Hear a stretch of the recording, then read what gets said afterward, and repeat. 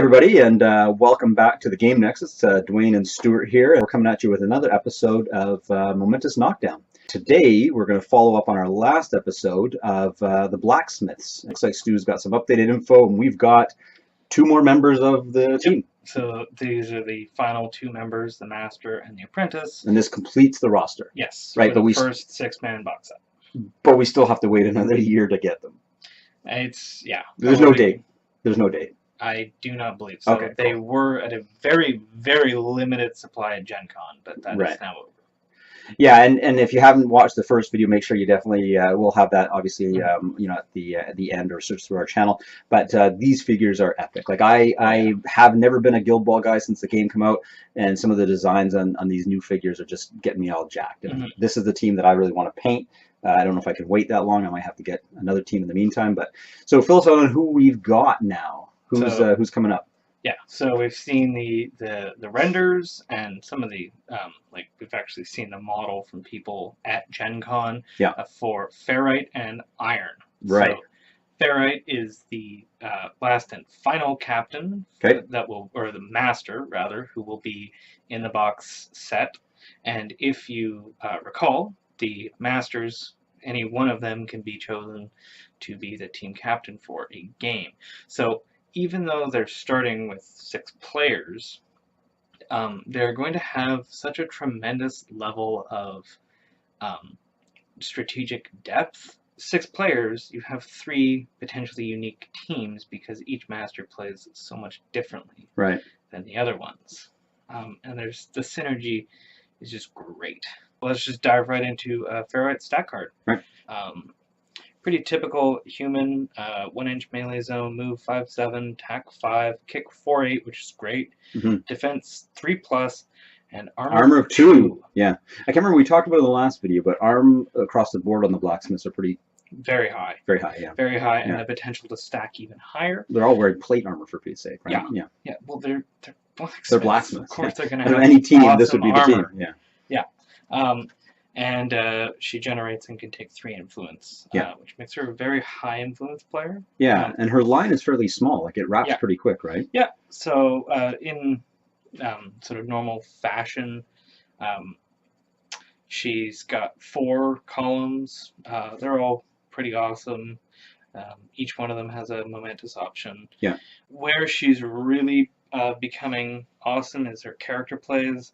So she has that acrobatic 2-inch dodge, disarm, which is going to cost a playbook result, which she does on 1 momentous playbook. Yeah. -2 tack. It's non-OPT, and then her final character play, weak point, is going to be the same single playbook result and -1 armor. Yeah. So we're going to find that the blacksmiths are really good at getting in there and just chipping away, literally, at the armor and the players, and making them weaker so that they can combo in and really deal tremendous amounts of damage. Yeah, and she's pulling in a defensive, what, 3+.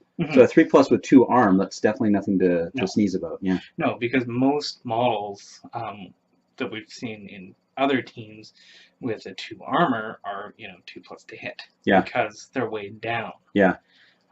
But not her. Yeah. So she has, for character traits, she's got a get over here for Iron, who's the next player we're going to look at. Yeah.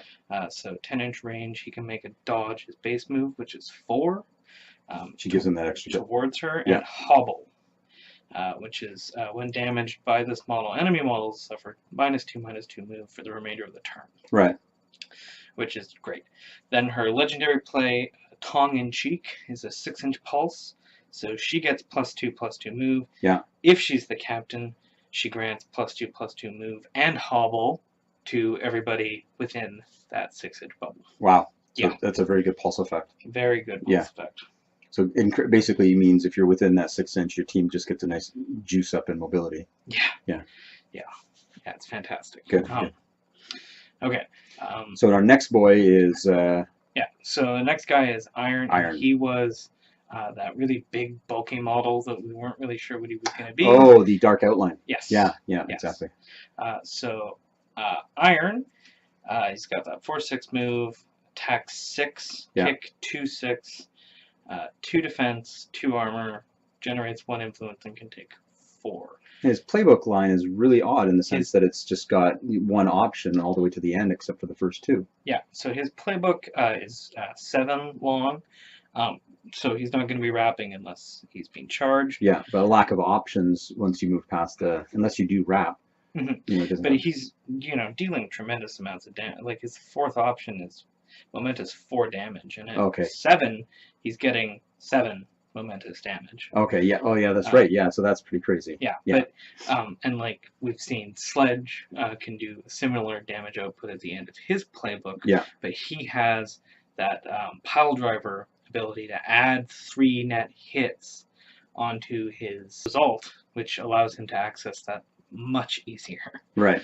And unfortunately, does not. But his playbook's kind of small. Yeah, so his character play, he's got 1 impetuous. Yeah. It's +2/+4 move. Oh, wow. Yes. So that's getting him up to 8/10. Yeah. And if Ferrite is your captain, that gets him up to another +2. Yeah. So 12. To max 12. Yeah, that's crazy. Which is awesome. Yeah, it's a foot up the table. Yeah. So he's with a 1-inch melee zone. Yeah. And what's his kick at? His kick's only 2/6. Okay. So he's nothing. Not a big kick. And 14 health. Yeah. So mid-range durability. So character traits, what do we got? Battering ram during an advance model, or during an advance made by this model. Any model whose base is touched by this model suffers a 2-inch push directly away from that model. And it can only be done once. Yeah. So you're not going to be able to circle a model and just keep battering him. Pushing it. Play a little game of pinball. Because that would be silly. Yeah. Close control allows him to ignore the first tackle of the game. Okay. And he's got tough hide. Okay. For -1 damage on playbook results. Yeah. Which is, that's to be expected. Yeah. But it really does add up. Well, that's the one thing I found about Guild Balls. There's no massive modifiers, but all these little tricks and, just little bits everywhere. Yeah, they add up. It's how you string them together. And then his heroic play is try hard.